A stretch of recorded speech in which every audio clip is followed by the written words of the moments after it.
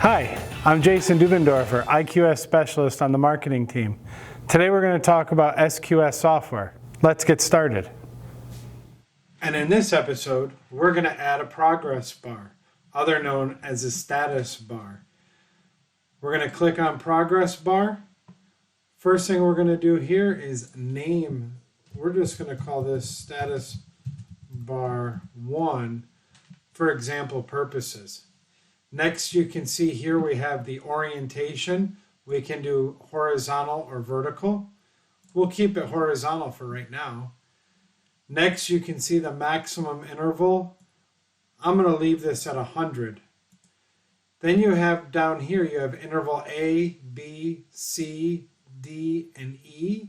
What that does is that tells you at each of these intervals, we are going to maintain a certain color for so long. And so in this case right now, it's going to start at green at interval 0 and run green until 80%. Then 90% it will turn yellow, orange, and red.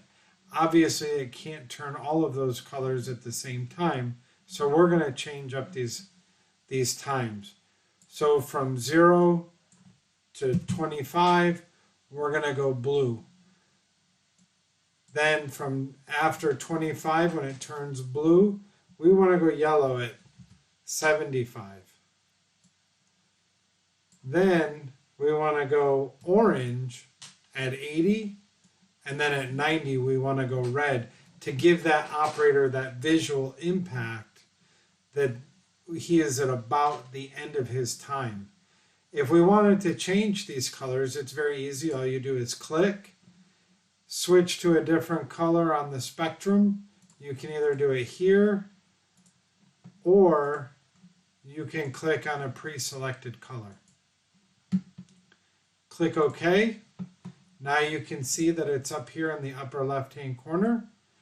You can make it as wide or as narrow as you'd like. And then you can also make it as long. I typically do the entire length of the screen to give the maximum exposure to an operator. Today we're going to add a second progress bar. We're going to call this one status bar 2. And we're going to make this one a vertical. Now I want to keep all the colors the same. Now I just have to match up the times so that way impactfully to the operator, they will have both a horizontal and a vertical that will give them visual indicators of how they're doing on time. So we're gonna update these to reflect the same as the other. Click OK. Now you can see it up here, and we can run this the entire length, again as narrow or as wide as you would like it. I try to make them roughly the same, and you can move these to wherever it is that you want. Typically that's not a good idea right there because you're covering up your operation.